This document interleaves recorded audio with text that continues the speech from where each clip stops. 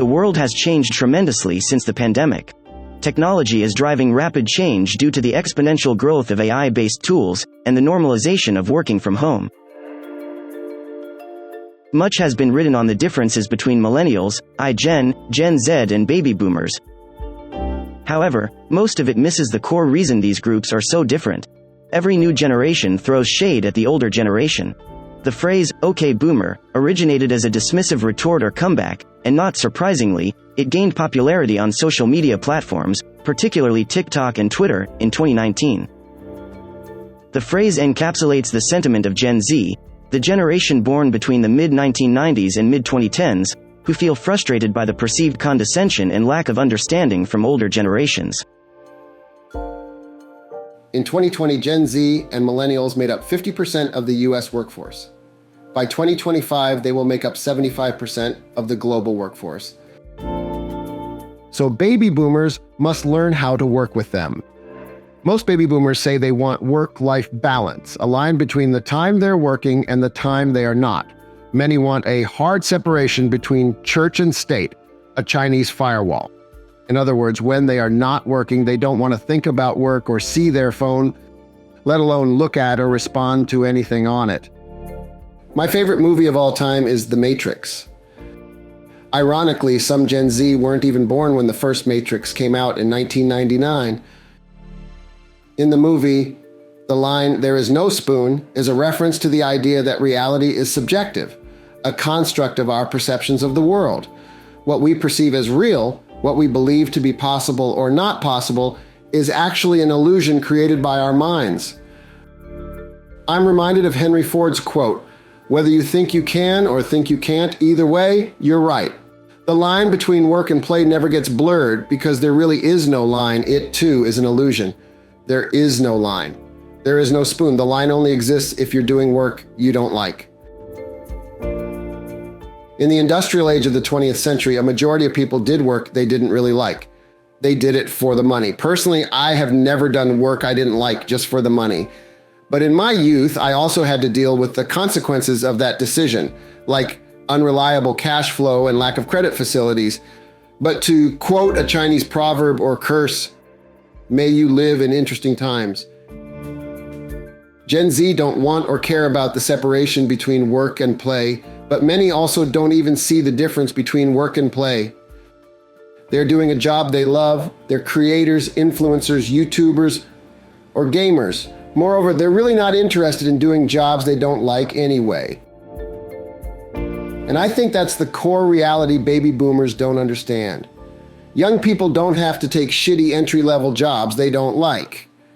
Now here's the interesting times part. It is now possible for Gen Z to make a 5 or even 6 or 7 figure a year income doing virtually anything they want.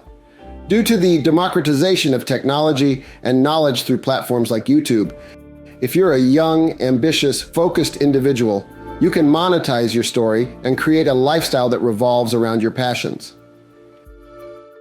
Digital Samurai's programs are designed to support young people in doing precisely that, by crafting their brand, developing their IP, and creating automated systems and processes that generate recurring revenues. This is a profound transformation, a paradigm shift in the world of work that has never been possible in the history of the industrialized world. In pre-industrial economies, farmers made up as much as 80% of the population. If you wanted to eat, you farmed. Then tractors were invented, which allowed people to move into cities and do other things. Gen Z and millennials have a much more intimate relationship with their smartphones, and they use them in every aspect of their lives. They communicate, entertain, date, hook up, shop, bank, control stuff, play games, navigate, travel, research and buy stuff, and document their lives via photos and videos. They take their phone to the washroom and even sleep with it.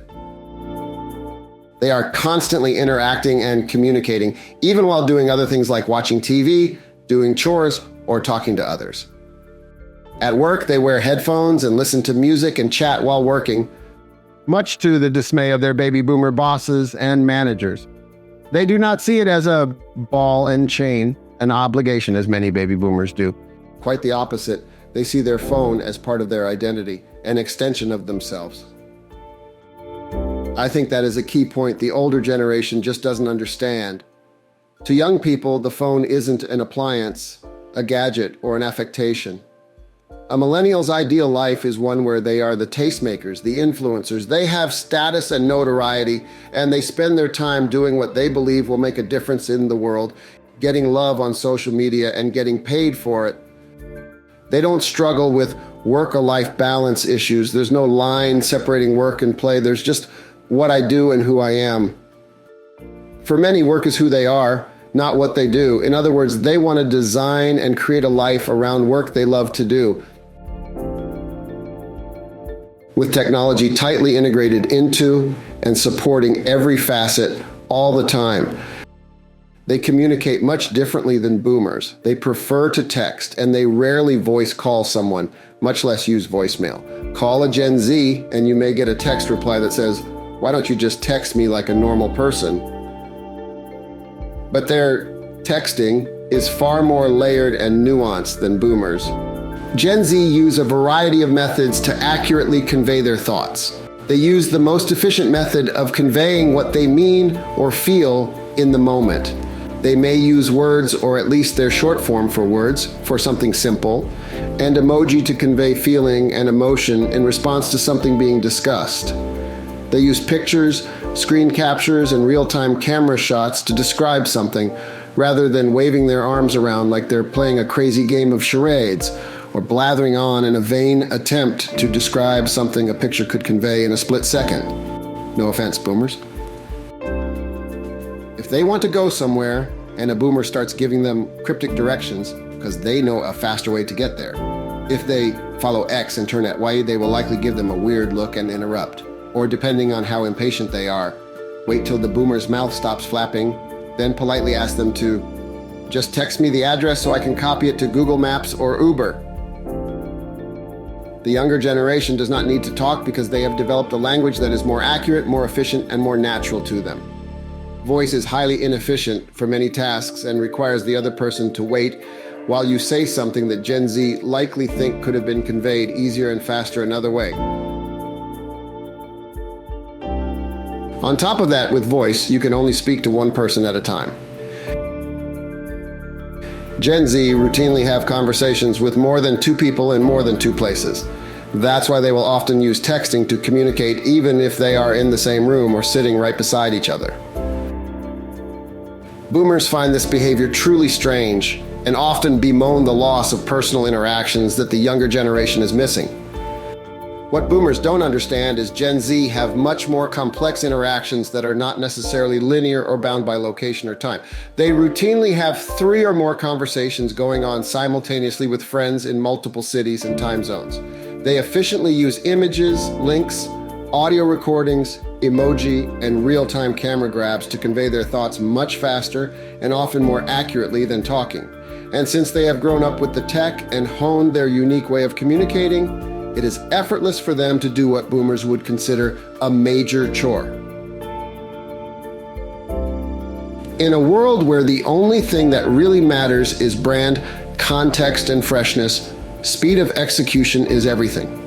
Success in marketing in the digital age is all about telling a story. Being the tastemaker, the trendsetter, the person who breaks the story, gets the photo up first. There is little social or monetary reward for being the second person to break the story, or post that cool image of the celeb the next day because you were unplugged for 12 hours. How can boomers who see their phone as the enemy, or at the very least the ball and chain, compete with a generation that's always online, always in the know, and can respond and execute at speed from anywhere? What Gen Z understand that boomers don't is that there is a difference between the immense cognitive value and advantage today's smartphones provide and the obligations they come with. Many boomers seem to think that just because you received an email or a text, you are obligated to respond, and the mere act of getting an email or text means you're working, and is, therefore, an imposition. Gen Z have no problem swiping right, deleting, blocking, or simply ignoring messages until they're ready to respond. They don't have a set time when they can receive messages. The obligation to respond can and should be managed. If you want to have family time, you can simply monitor notifications for that period by turning on Do Not Disturb mode and checking at discrete intervals to see if there is anything important you need to address. In my view, there's never a time when the cognitive augmentation that technology affords you is not an asset you should be using to your advantage. That is, if you want to compete with millennials and Gen Z, who are most certainly always leveraging technology to their advantage. For boomers, this requires a shift in mindset, not just about technology, but about the very definition of work. Gen Z rail against the idea of the 9 to 5, and many recoil at the notion of sitting behind a desk all day. Digital Samurai tightly integrates hardware, software, and AI-powered technology into every aspect of business and personal life, enabling clients to blur the line between work and play or obliterate it altogether if they so choose. For boomers, the notion of blurring that line may be unsettling. To some, it may even sound like heresy. If that's you, I suggest you reevaluate that position. Consider redefining the meaning of work and come to understand that technology, when used correctly, can liberate rather than trap you. It is certainly possible to be successful in business if you prefer maintaining a hard separation, a clear line between work and play, and a time when you are totally unplugged from technology. However, doing so has consequences. To compete, you better be extremely efficient at time management, the use of systems and technology, and be adept at delegating and managing human capital. In 2018, there was approximately 55% of the world's population on the internet. In the next few years, more than 3 billion more people will be online, and most of them will be millennials and Gen Z. Boomers who start learning how to become digitally agile, to leverage technology as Gen Z do, to redefine the meaning of work, will be able to compete in a globally connected future. Those who don't will find it much harder to compete as the speed of change and innovation accelerates, leaving them using 20th century tools and tactics in a digitally connected age. Now there is global competition from young entrepreneurs who rock the tech and take full advantage of AI-powered cognitive augmentation to do work they love, design their future, and monetize their story. Don't settle. Do work you love. Design your future. And monetize your story.